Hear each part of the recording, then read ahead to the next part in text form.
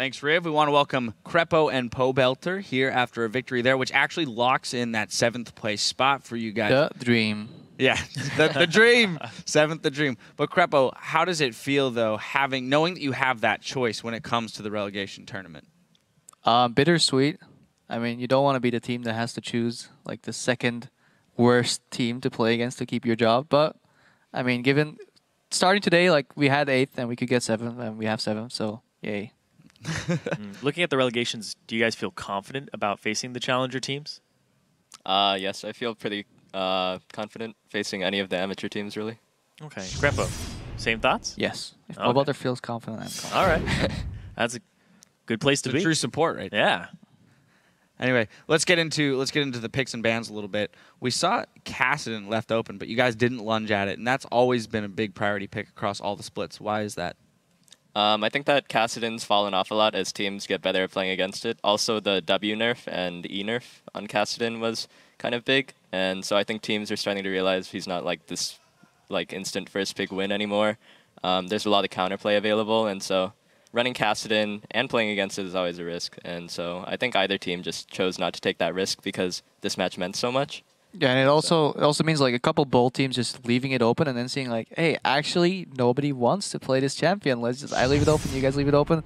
And then yeah, it actually has to come out of this cycle of permaban and has to be tried out a few times. And then we watched the stats as well. compLexity picked it a couple of times, but they didn't do all that well with it, so we thought it was worth the risk.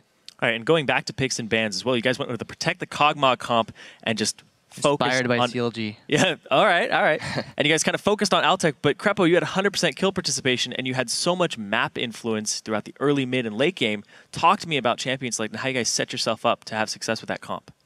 Well, yeah, Protect the Kog'Maw is pretty like straightforward. Everybody's beefy, like beefing up Kog'Maw, and then you speed him up, and he just reigns supreme. It's really hard to play into Gragas because full AP Gragas is basically like an 80 carry remover. He just flashes on you, ulties, and gets you. So I probably could have black shielded a little better in maybe some of the fights, but basically what ended up happening in the game is I hit a lot of binds on bottom, and that actually like got me confident and got me like my oil mobility boots as well. And because you're playing against an Eve, you don't need Sightstone.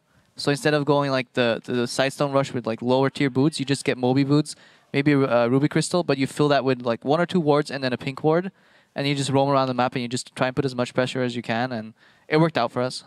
Now, Pobelter, Kez is known as a fairly passive jungler. He's just at least not quite as aggressive as others. So I want to pick your brain about his early aggression. He ganked 3 times in the first 4 minutes of the game. Yeah, he did.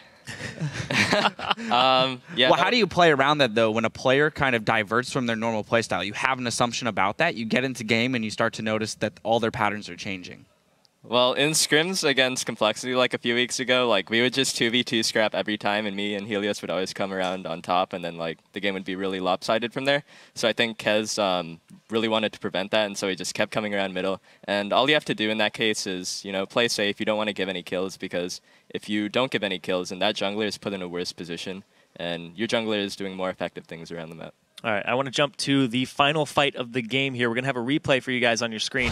This is the game-deciding moment where they try to flank around you, and Westrice doesn't really have the best ultimate here, but walk me through this, Krepo. So yeah, basically what they want to do is try to catch us off guard and just like, that's good flying by Eve, but the Westrice like follows up, just misses ulti, and by that time like the map is so open right now that Johnny's not getting touched and he's just getting shielded. Pope's doing really good at the bottom as well. Look, he's just 1v1ing Jinx. Even if he like ends up dying or Jinx is really low and he puts the Zhonya's, he draws 2 members to him, and 3 members with a missed Gragas ulti is not enough to ever kill Kog'Maw. So that's what you need to do. You need to like sacrifice yourself. Prior fight as well, like we got caught. I just flashed in and tried to disengage, because that's what you need to do. Like as long as anybody's alive, you need to die before Kog'Maw. Kog'Maw has to be the last man standing, and in like these later skirmishes, he will just destroy you 1v1. Krepo, we already mentioned how you had 100% kill participation, but I just want a fun question here. What is it like? What is that feeling of being the support that's got 5, 6 kills on him and is starting to build those high damage items and looking like an actual AP carry? It's fun to build Zhonya's because it helps you. Morg is really hard to play as support if you don't have Zhonya's, because you can flash in ulti and they'll just pop you. But having the ability to keep a couple people busy for a long time is good. As well as prior to the game, I checked my match history and it went from like 0-4, 0-5, and then suddenly had these like insane stats from last week. So that feels really good. And definitely helps me a lot. I want to ask you a little bit about that, because when the kills go on the support, is it just better to rush that? Or if you're in a Kog'Maw composition like that, would it have been a little better for Altec to have them, or was it perfect? I don't know, honestly. I think Altec was in a really good spot in the game. I don't think support should strive towards having 6 kills in a game. That's not the goal. Don't go out and steal all the kills. Don't do that. So, I don't know. Like, I used my gold. I think I used my gold as efficient as I could. I don't think Mikhail's would have been a better option here. I think Zhonya's definitely was after I got the early Negatron, so I could just play beefy up front. Because in Protect the Kog'Maw comps, you don't really have really big tanks. So having support and jungle kind of combined to become this one tank is a good thing to have.